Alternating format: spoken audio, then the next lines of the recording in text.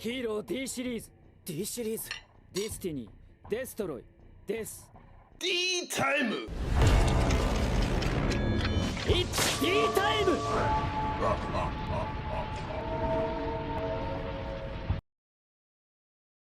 Back in May 2006, Enemy of Justice was introduced to the U.S. audience for the first time, containing the Destiny heroes.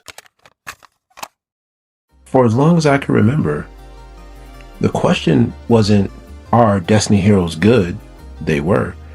They were plastered across a lot of the meta, especially Teledad at the time. But the real question was always, can they win alone as a standalone deck? And when we ask that question, we don't mean sidekicks. We don't mean other sub-archetypes. Yeah, we mean you too, Stratos. As a pure Destiny hero archetype, can it function? Not only can it function, but can it consistently win? Now, for the longest, for 20 plus years, we've always struggled with what does a deck want to be? It's multiple things. It's as Aster Phoenix stated, death, destiny, destruction, cards that manipulate time and burn and graveyard recursion, expenditure, resource management, utility. However, it did not have a true identity. Unlike, take for something, Elemental Hero or even Mass Heroes. When you lump them together, they always had, well, rather they have more of a toolboxing theme. You use one small semi package to get into another, to create your inboard. So we knew they always had a game plan, but however, the Destiny heroes, sure, they've evolved over time. Starting from Enemy of Justice, the original strategy was to overwhelm your opponent with Graveyard Recursion, Destiny Hero Doomlord removal, Destiny Hero Diamond Dude top deck manipulation, drawing 2 cards for free, such as if he sends a Destiny draw from the top of the deck, Captain Tenacious to bring them back. Then of course you had the iconic Clock Tower Prison, the original OG Mystic Mine, if you will, where after every standby phase during the opponent's standby phase, it would gain a clock counter. And the game was much slower back then, but even for its time, this was still really slow, which was the core problem of it and why it couldn't be a consistently winning problem, especially when you had Giant Trunade running around, Mystical Space Typhoon, and even sometimes Dust Tornado. Heavy Storm was good to go as well. However, yeah, every standby phase, it would gain 1 clock counter, and after the 4th clock counter, now you take no battle damage. There is no way for you to take any battle damage as long as it's face up on the field with 4 clock counters. Then, after it's destroyed with 4 clock counters, then you can special summon Destiny Hero, the Boss Man, Dread Master. Very iconic monster. The card to defeat and KO Judai. And for me, it was very satisfying when I saw that in the show personally. Side note.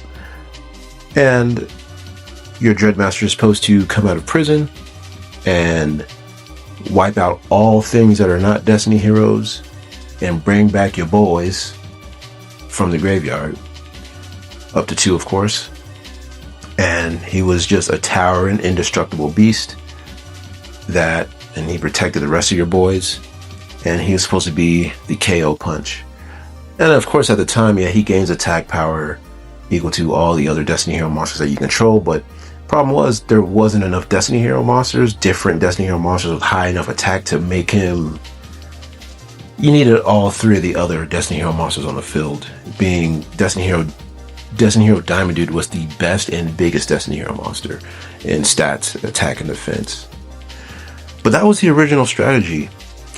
And of course, as we all know, the Destiny heroes would go on to evolve and gain new strategies, fusion strategies, Hell, I even remember my old Destiny and Dragoon run back in the Edison format. Shout out to my old 18-year-old self. You know, good times, good days. Big shout out to current day Edison format. And even with all the new cards, even DPE, I would say, Denier, I think those were the latest cards up until this point, the deck still just couldn't be at least a winning standalone deck. I think they have enough cards to be a standalone, technically speaking, but not a winning, cohesive standalone strategy, competitive strategy. And I think we're now here. The whole point, the whole pretense of this intro is we need to lock in the importance of the original failed enemy of justice strategy to understand that later in this video, what this deck truly always was meant to be, and now what this deck is, what it can be. It truly is its own identity. Not only that, but the original enemy of justice strategy has been revived.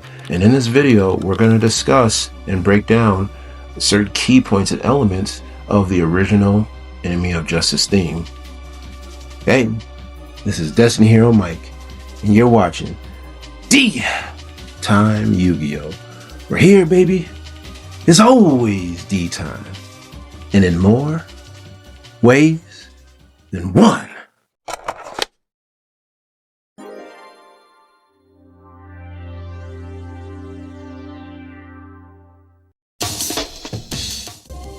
Finally, some 20 freaking years later, we finally have the release of Beyond the Brave. Big shout out to big underdog Joey Wheeler, baby.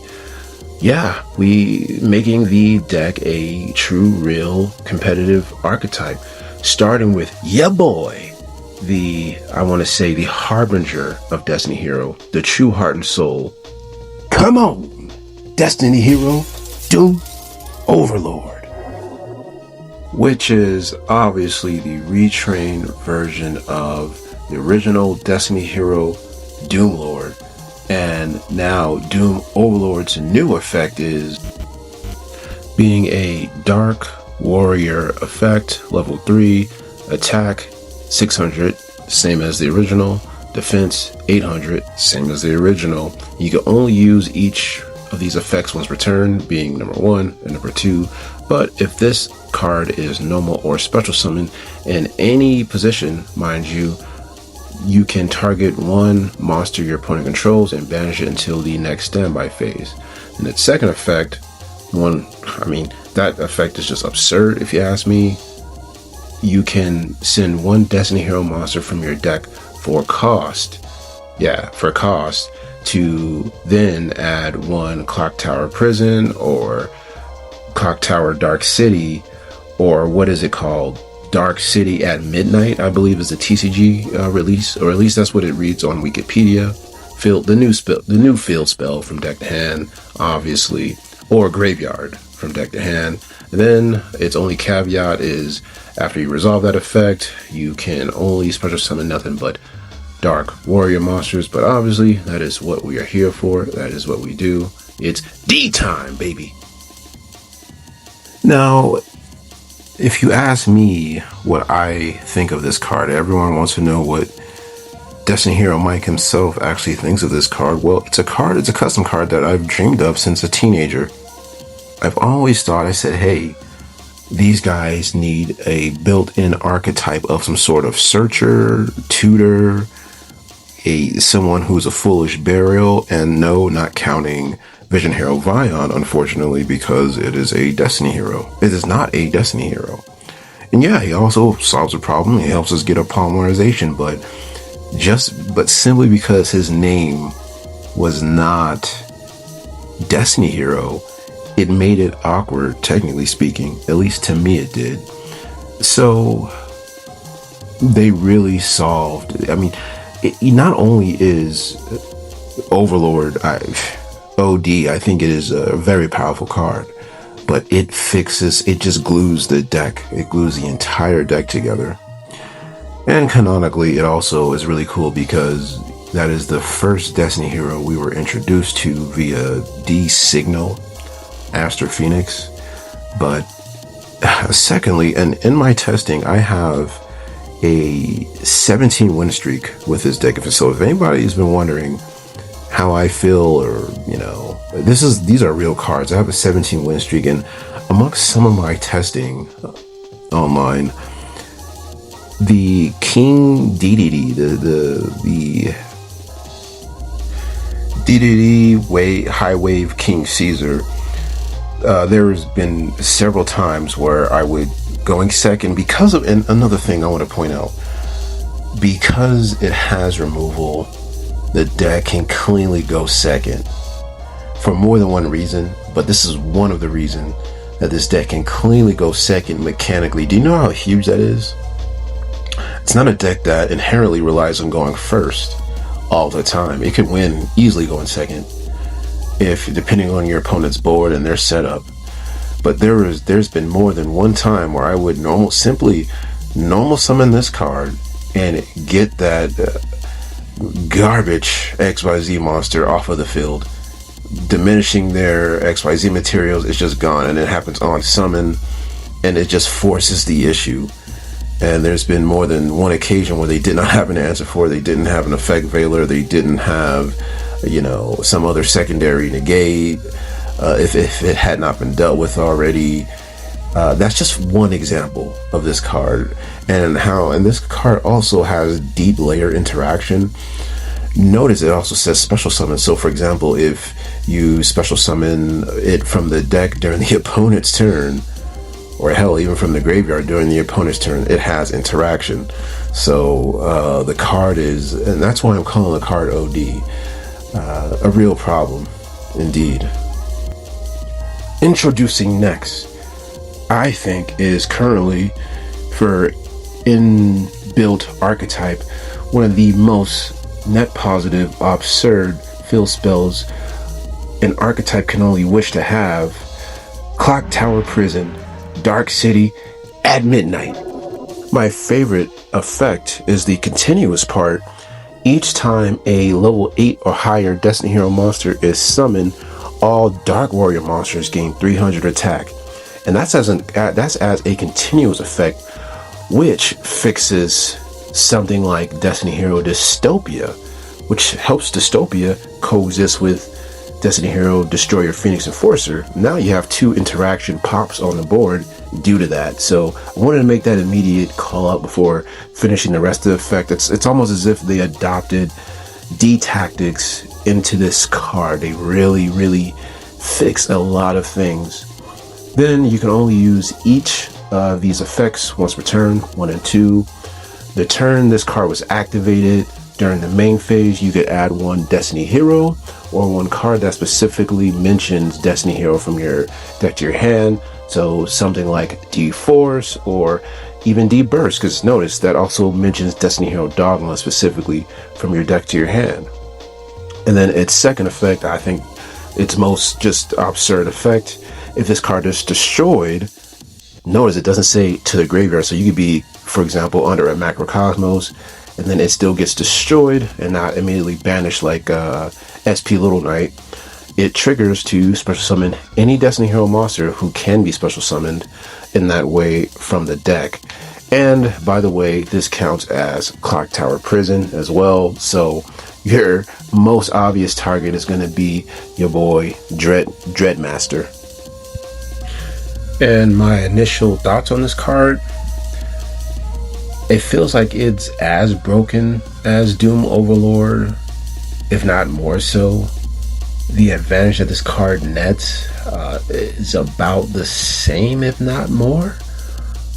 It fixes so many utility problems within the Destiny Hero family, immediate family, and this was a card that I knew we always needed. However, I just can't believe Konami pulled the trigger on such a design. Like, I don't know what archetype gets this kind of treatment, but it's so non-committal. That's my thing. It's so non-committal.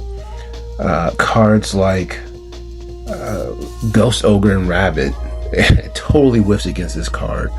They go -1 either way, whether on immediate activation or when you use the ignition effect to go add something from deck to hand. If they try to ogre it, it is awkward. Not just awkward, but it's literally a net negative. And then while you go add a special summon a Destiny Hero from the deck. In addition, even Ash Blossom, the best effect to hit is probably gonna be the special summon effect from the deck. However, even that's still a -1 in its own way, because you already won that exchange via adding something from deck to hand. So either way, you outright win against Ghost Ogre, and then it still in a way punishes Ash Blossom, because you still at least certainly got to add a card from deck to hand. And as we know, by the time this even resolves, most of the time the Doom Overlord had already sent something like Malicious, obviously, from the deck to the graveyard for a cost. So Ash or Imperm Veiler, they can't do much about that either.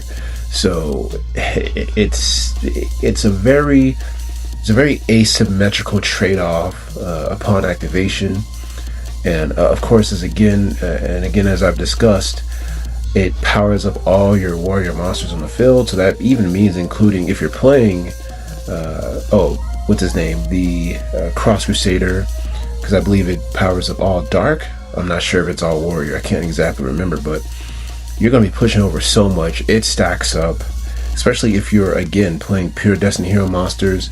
There are so many level 8 monsters you're going to be summoning by the time you go to battle phase and or in your turn on full board combo.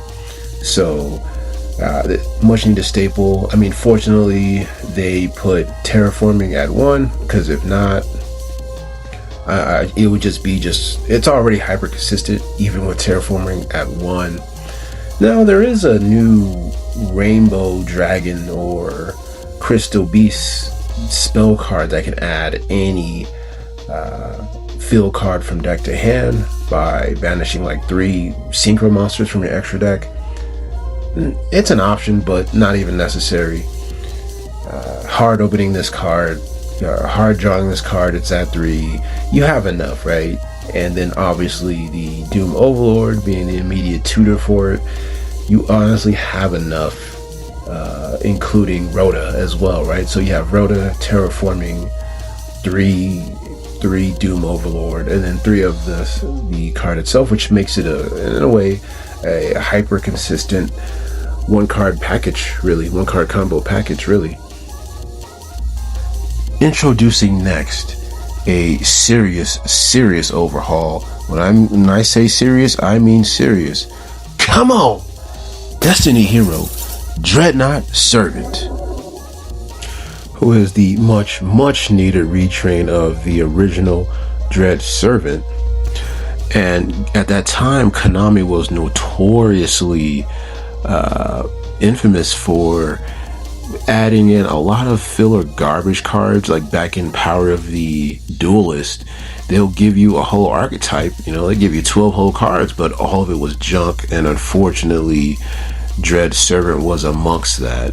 However, on the Dreadnought Servant's effect, being a dark level 3 warrior monster with the attack of 400, defense 700, and you can only use this card's name once per turn, the same clause that just about every modern Yu-Gi-Oh card has today. If you control a Destiny Hero monster or a face-up field spell, you can special summon this card from your hand and then destroy 1 card on the field, and if you do that, add 1 polymerization from your deck to your hand. Now that is absolutely huge. In just a second, I'm going to tell you why that's huge.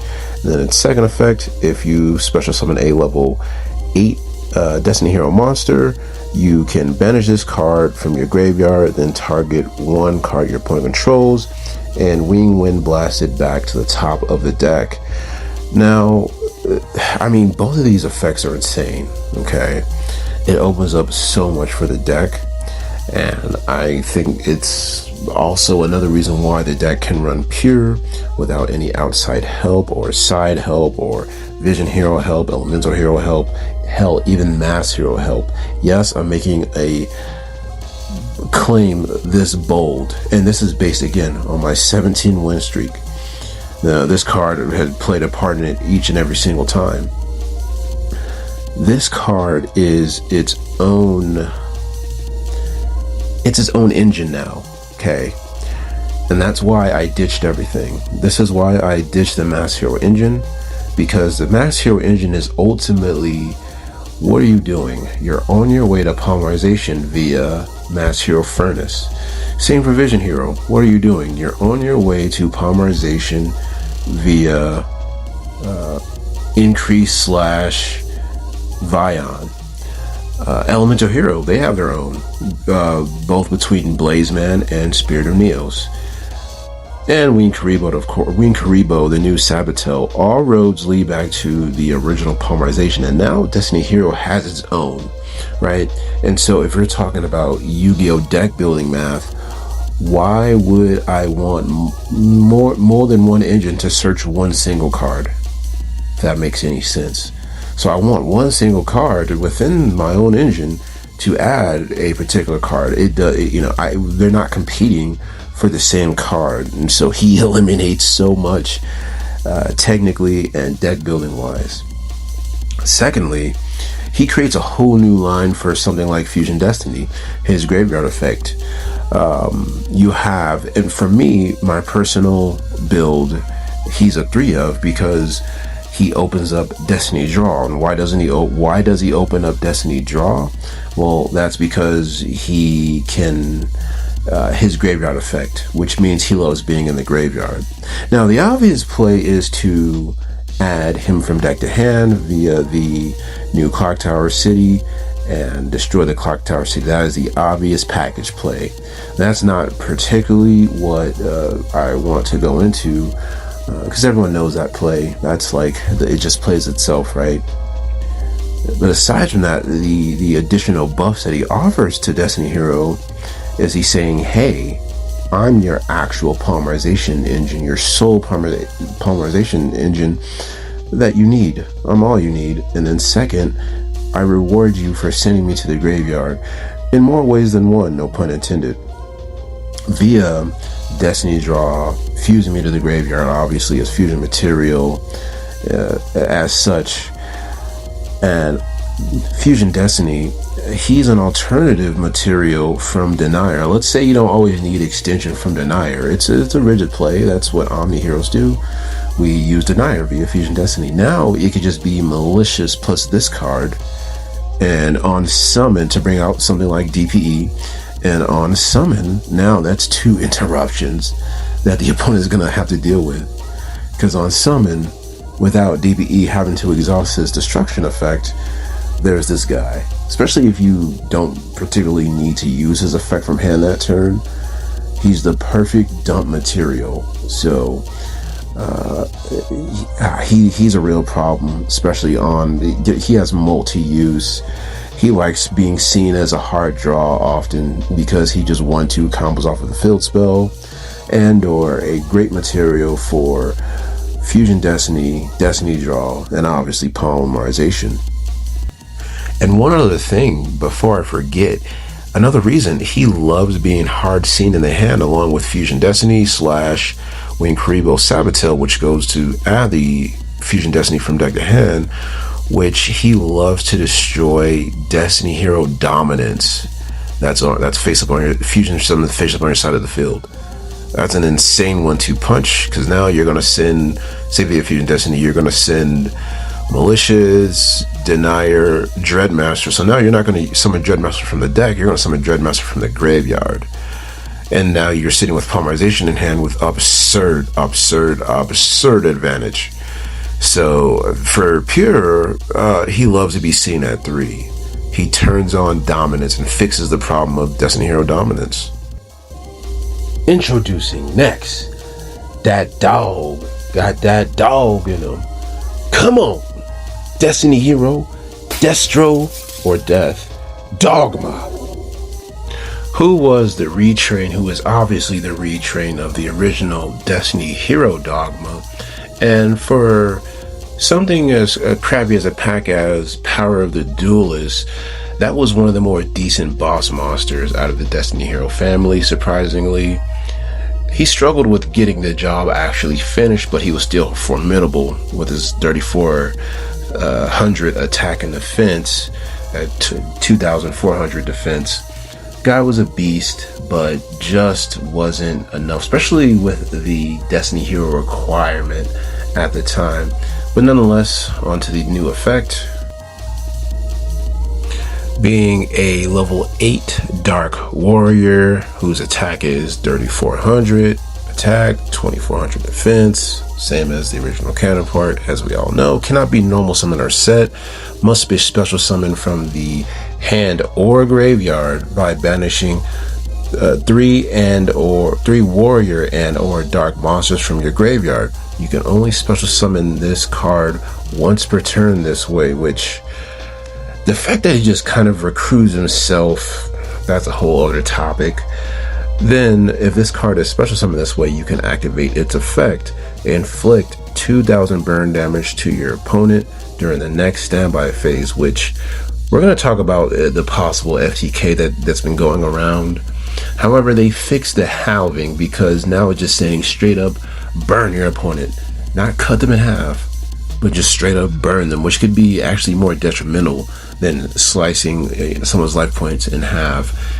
I don't know how time works anymore. It's been a long time. I believe there's been a recent rule change, but could mean something, especially toward end game. Then its second effect, once per turn, when your opponent activates a card or card effect, this is the most insane effect. You can quick effect, special summon one fusion, dark, or warrior monster from your extra deck by shuffling its material from your hand and or graveyard to the deck. And obviously people are pointing out non-Destiny Hero or Dark Warrior monsters, right? They're pointing out the Predaplant package, right? But I want to say that's possibly incorrect. No, I won't totally call it incorrect, but I'm going to go over why I think the pure Destiny Hero, it might be a better choice for you. So Destro Dogma is, I don't think we've seen a hero that summons chaos style, so that's a first, which makes it a real threat. It's an inboard piece that's gonna almost always just hit the field. And I've seen the FTK, because first I want to address the FTK, all right, where you bring out this card, the original Dogma. I've even seen 2 Dogmas in an OCG build, but then you use your Dystopia using a level 4 Destiny Hero Axis that has 1600 attack power, like Celestial or Draw Guy. And with that, the Destro Dogma, original Dogma, and the second, because you need 2 Dystopias, the second Dystopia burn would be, I believe, over 8k damage. But I think that is not too great, especially if you're forced to go second. Most players aren't going to be able to, without the card D-Burst, they're not going to be able to navigate Dogma very strongly going second. In addition, you're playing you're putting in a brick via Celestial. At this point, that draw 2 is kind of a brick because it's really slow, right? It's like trying to play Disc Commander, unfortunately, right? In 2026, it's just too slow to be good. So my point is, if you're able to resolve the FTK uninterrupted during your turn 1, you're already in a winning state. If you're getting a full combo off, you're already winning, right? So I think it's better if they have interaction. Now you're not stuck with a Dogma in your deck and a weird off-axis level 4 Destiny Hero monster who doesn't have a place in the deck yet. Like our level 4 Destiny Heroes right now, they kind of don't have a place in the deck. So I don't think it's totally necessary for us to play the FTK. Then our fusion choices, the reason why I'm saying pure Destiny Hero most of the time is the way to go, because when we end our turn, understand this deck is now interactive. It's Ninja interactive as a pure deck. What I mean by Ninja interactive, take for example the fusion Ninja Grandmaster Maizen, where if they activate a card effect, you can, very similar to Destro Dogma, summon a ninja from the deck. And from that point, it's the fusion, the monster, the ninja that you brought out is now another interruption, like Geo, like say on a new chain link, right? And the reason why I prioritize someone like, if I have the field spell, the reason why I prioritize someone like Dystopia or even DPE over the Predaplant package, let's say if I have the field spell and I have a DPE on the field already and the field spell's on the field, well, and I have the Dreadnought Servant in the graveyard, the Destro Dogma wants to wait for interaction. We want to wait for them to commit to the field before another card activation. Then the next card activation, Chainlink 2, Destro Dogma triggers. He can put himself and or something else from the field, hand or graveyard, back to the deck to bring out Dystopia. Now Dystopia gets attack power from the field spell, then also triggers the Dreadnought Servant in the graveyard, and now that committed field is being targeted and being spun back to the deck without ever yet having to use Dystopia's pop effect. Same vice versa for DPE. Even also, let's say we can't get into a DPE that turn, we're a little weird on resources. Well, our Destro Dogma can ensure that we're going to be seeing a DPE on the opponent's turn after they've already committed to the field. And obviously we most likely have Dreadnought in the graveyard, which is going to create new interaction and again savoring DPE's effect. It's kind of, and let's say we don't have the field spell and we want to bring our DPE that way instead of always hard committing into him via, say, Fusion Destiny or Polymerization for one reason or another, depending on the matchup, hand, setup, scenario. So I just think he opens up such a pathing that's very reminiscent to the newer, more modern Ninja strategy. And finally, Dreadmaster has come back to D-time. Come on, Destiny Hero Dreadnought Master. And believe it or not, this is not an entirely a retrain of the original Destiny Hero Dreadmaster. It's more of a evolution, because Destiny Hero Dreadmaster has already technically been fixed by the field spell, and now Destiny Hero Dreadmaster is now a more competent, standalone, consistent boss monster in its own right, and Dreadmaster, as a reward to that, is simply an upgrade. Which brings us to the effect that it is a level 8 warrior monster, question mark attack, 28 defense, which is a nice welcome. If most hero players naturally summon many of their boss monsters in defense mode and must either be fusion or special summon from your extra deck by attributing one Destiny Hero Dreadmaster. You can only special summon this card once per turn this way, which again, it's more of an upgrade, and it's very similar to Maizen in a way. Whoever designed this, they were thinking of Ninja, where you attribute 2 Ninja to fusion summon Maizen if you're not going to fusion summon him traditionally, which you also can because it requires 2 level 5 or higher Destiny Hero monsters as well, so you can fusion Destiny him or Polymerization. And its first effect, if this card is special summoned, you can add 2 Destiny Hero monsters from your deck and or card, right? 2 Destiny Hero monsters and or Destiny Hero cards that specifically mention Destiny Hero in its card text from your deck to your hand. Like, that's an additional search effect when the Doom Overlord and the fill spell is already doing a perfectly fine job of adding resources from deck to hand. However, he's like, yeah, let's just go ahead and absolutely make sure that you get all your pieces every single time. Then if this card's attack become the total original attack of all Destiny Hero monsters on the field and graveyard. So it's like I said, it's not particularly a retrain of the original Dreadmaster, but more of an evolution of that effect. Now, the effect might seem bare minimum, right? Like, oh, he only adds and gains it. Well, understand something.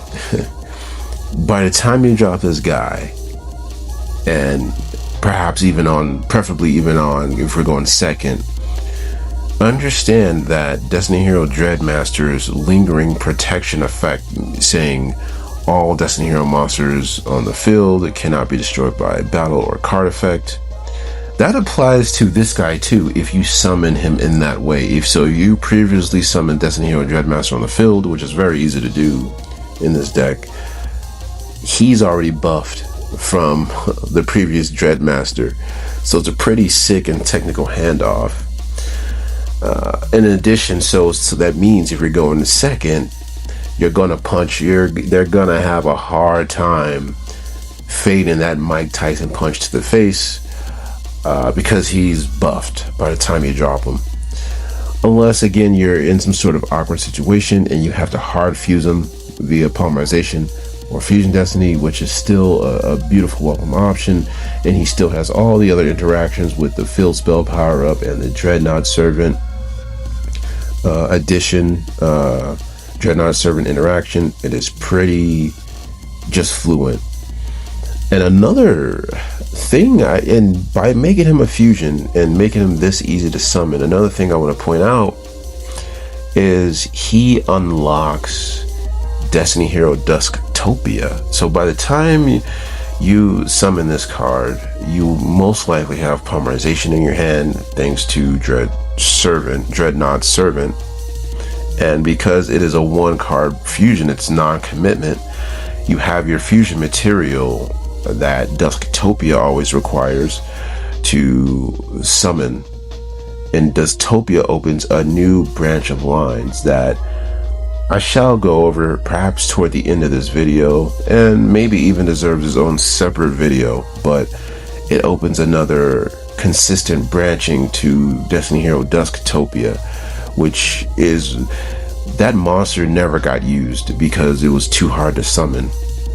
Now we can summon that card out of thin air almost, thanks to Destiny Hero Dreadnought Master. So again, this deck is able to go second and damn near OTK the opponent, punch him in the face for infinite amount of attack, being, you know, the Dreadnought, being the new Destro Dogma on the field and or graveyard, and other big giant Destiny Hero monster fusions such as DPE and Dystopia 28, 25 attack. It's a lot of attack power and then the other little guys on the field and or in the graveyard.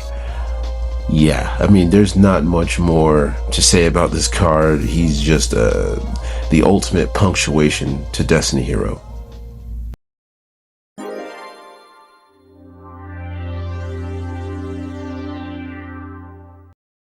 So, who are the Destiny Heroes now?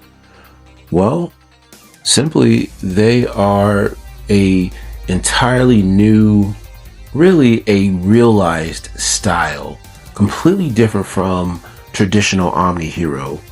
They are kind of, you could say, expendable zombie heroes, zombie-like heroes who play interactively similar to Ninja. I believe that is their definitive style, using their own built in-house style, like their own built in-house utility.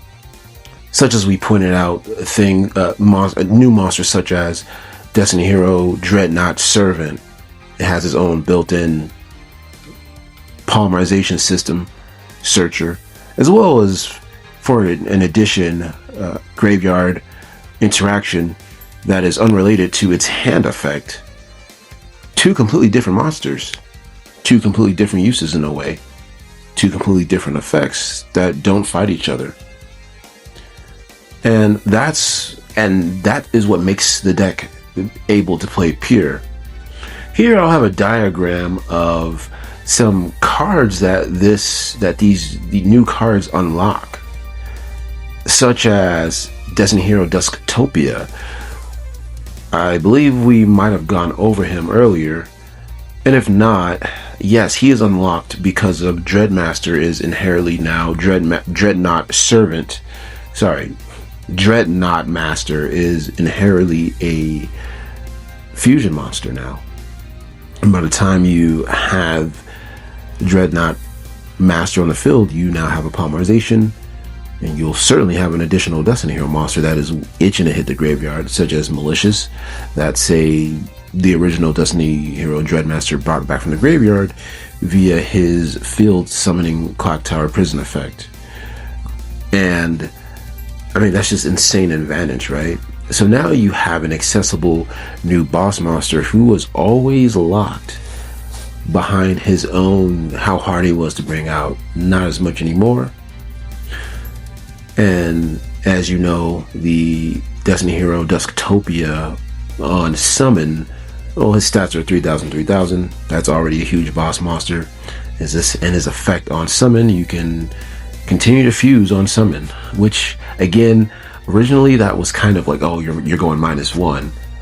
Not anymore, because you're sending more things that want to go to the graveyard. And two of any Destiny Hero monsters, it's not always particularly just, DPE.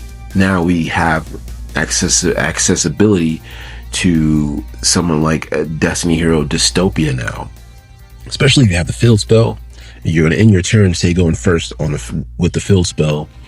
And now your Destiny Hero Dystopia is naturally powered up as a result. You see how many different crevices these things unlock. And in addition, because now the Dystopia synergizes with the Dreadnought Servant who's in the graveyard. Now you see what I was saying with the sequence of Destiny Hero Destro Dogma now, because DPE isn't particularly always a go-to, and he's able to also coexist with Destroyer Phoenix Enforcer. That was always, I think, kind of broken, that in the literal bad way, that they could not coexist, Dystopia and DPE, and now they can, with them both being live pops. See, the interaction goes so deep where, I mean, the full interaction goes so deep to where it goes Destro Dogma, Field Spell, Dystopia, and the opponent, commits to the field. You wait, because you're just being patient, ninja style. Then they activate an additional card, or field spell, continuous spell, or chain to summon, start an ignition to summon an additional monster to the field, knowing by the end of the chain resolution that they're going to have 2 to 3 more extra cards on the field by the end of the chain link, their chain link. Then you go Destro Dogma as the final chain. Then you bring out DPE on at the end of that chain. Your DPE comes out, their chain resolves, and now they have the game. See, it's about game state. Now the game state has changed to where they have 2 to 3 cards on the field total, and before you even commit to your live Dystopia and your DPE pop effects, you now have your Dread Servant, who's going to go off first for basically free. He's a free, Phoenix Wing Wind Blast, that out of here. And now you still have your 2 life pops. We're still not done with the interactive states. Assuming you put your Destiny Hero Dreadmaster back to the deck via Destro Dogma, that's the reason why you want to do that, because now let's say your field spell is live. Now you have your next sequence is likely going to be DPE. So their monster or their card plus the clock tower prison. And if they have more on the field, now you have an additional option. Like, I mean, the branches on this is just insane. Now the DPE is going to destroy a card on their field and plus the clock tower prison. Clock tower prison, now you have an option to bring out another Destiny Hero Dreadmaster that the Destro Dogma spun back to the deck via his fusion summon effect, which starts the blanket Dreadmaster protection all over again on their turn. Or you can be more subtle about your interaction and summon Destiny Hero Doom Overlord, and then on summon you can target a card. This is why I hinted that, hey, this guy pops off in defense mode too on summon, and then continue to basically SP Little Knight a monster on their side of the field. And then it's just so disgusting, I think, in a way, right? And then now, your dystopia is still live. Like, what? So that's how that naturally plays when you choose that line for a target from Destro Dogma over the Predaplant engine. Now unlocked is 2 cards. We talked about dominance with the Dread Servant, so I'm glad we already went over that earlier in the video. And lastly, we have the Destiny. Another interaction is Destiny Hero Dark Angel, who stops the Gallant, the World Thief Gallant, World's Greatest Thief Gallant guy. Now, if you Dark Angel them, the condition is that they need to have no cards on their side of the field. And when you do that, that already shuts that down. Whether they're playing Link 1 or whatever, they're not able to use that card, and it is a dead card, which can mostly likely going to cause them to lose the game. That's one. So Dark Angel is unlocked because you have consistently every Destiny hero and their mother in the graveyard. In addition, the interaction, it has an interaction with Dusktopia, as we just discussed, is that inboard is the field spell, Dusktopia, Dystopia, DPE, and Destro Dogma. All in attack mode, not defense mode. And they have Dark Angel on their side of the field. And you say attack mode, well, why? Well, first of all, the first thing they're going to do is, oh, really? Okay, this idiot put these guys to attack mode? Okay, I'm going to go ahead and switch the Destiny Hero, their Destiny Hero Dark Angel, gifted Dark Angel, to attack mode. Go into the battle phase, and then go into an attack monster. Then, believe it or not, the Dusktopia can now chain link to is a quick effect, protect any card on the field from being destroyed by battle or card effect, which you're going to protect their Dark Angel. And it doesn't die, and they wasted their main phase is gone. Now their battle phase is gone. Now they got to go to main phase 2, and guess what? You have all the interaction in the world still. The blocks out all their spells, blocks out Gallant. If they normal summon, that's going to be popped by either DPE or the Dystopia. Then if they activate a card effect, like a monster effect in hand, that triggers their Destro Dogma. And then you have 2 pops to stop them from trying to link to. Yeah. So that's already a losing state. And with so much resource committed. So that is the total. And my final but not least favorite card to talk about on this list is Destiny Draw, the return of Destiny Draw. As a viable return now, the argument against it for years was, hey, as a hero deck, we can't play this. Well, one, Taladad, that kind of, deck building is a bit obsolete, right? You're drawing, it had a reason to draw 2.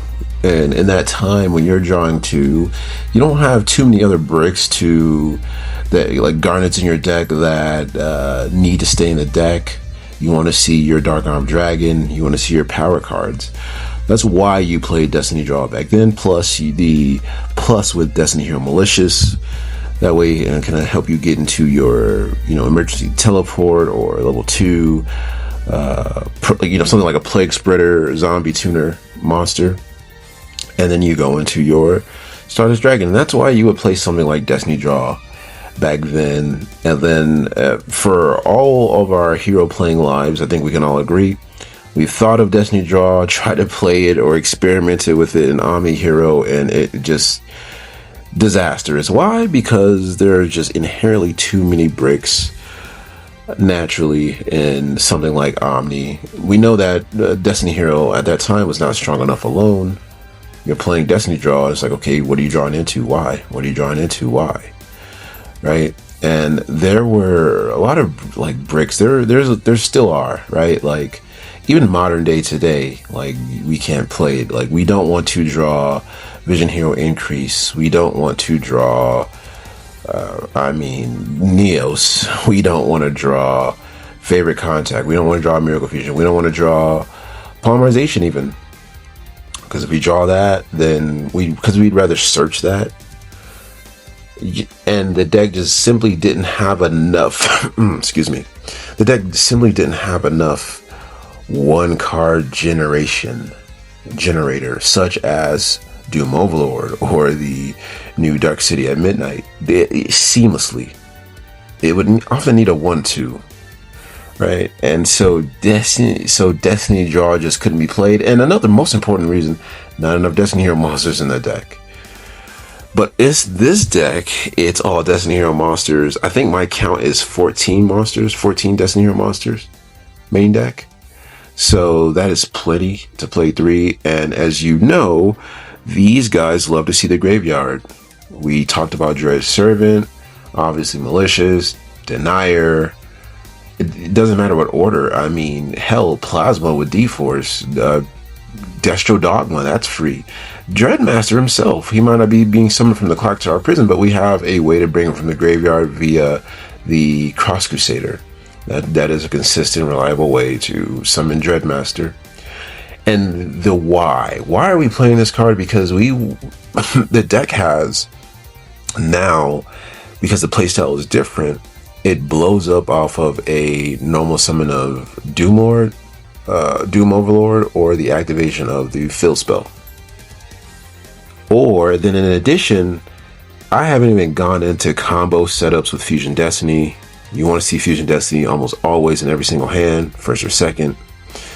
And in addition to extension to Karibo Sabatel, and your one terraforming, your one Rhoda Destiny Draw. It's just too good. And then it puts pressure on the opponent going first or second as well.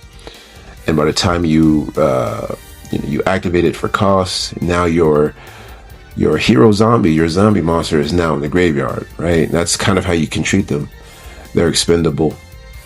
They're all expendable. Even your fusions are expendable because they're revivable. That's another big part of their identity. Going back to their identity. So if I'm playing Omni Hero and I have Contrast Hero, Chaos, as well as the masked hero Dark Law on my side of the field, and I get super polyed, well, there goes all my effort. That sucks, and they can't come back. But say a DPE and, I don't know, a Plasma gets super polyed, that's okay. I have some kind of recursion. My DPE can come back. There's more than one super, like we have too many targets for them to super poly for it to be too good now. There's like at least one additional other boss monster on the board by the time they try to super poly us, and it's not game over. And that Destro Dogma comes back again if they don't finish the job that turn, which I've had games where they stalled out after successfully super polying me, by the way, my 17 win streak. So that is the case for Destiny Draw as a 3 of, and then obviously it's still a good side out target as well.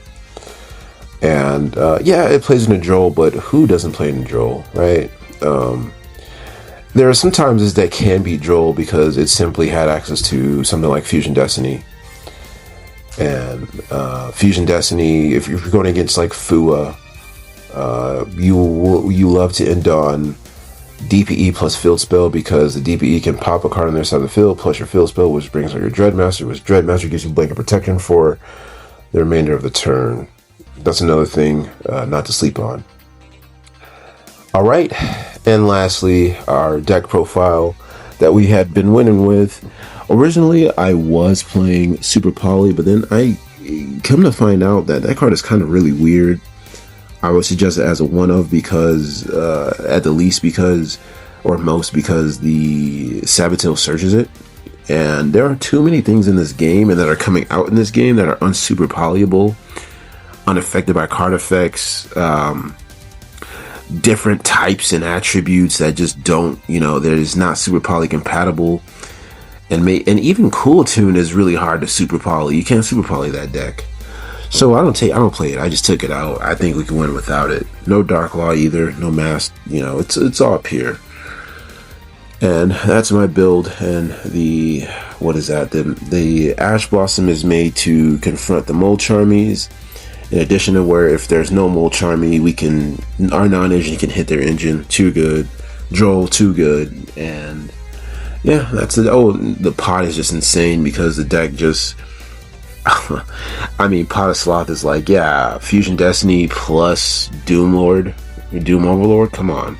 Or Field Spell, like, what? That's just nasty, right? Like, then if you're going second, you're going to Fusion Destiny, dump Malicious, dump the Dreadnought, Servant, summon DPE. Now that's 2 for 1 interaction. They must act. If not, it's gone, right? Off of one card. And then we have the extension from the Malicious, whatever. You do something to my DPE, we don't care. He was expendable. Because, again, zombie. We have to see it that way. And my signing off is that let me know what you guys think of this style of my editing. I hope you guys enjoyed it. It took me about a week to learn this style. And obviously, the elephant in the room, I want to save that for the very end of the video. Deck boxes, all these other things, past obligations I had not been able to get to. More on that in the comments because I want to keep the video itself clean, but I want to make a brief mention of that.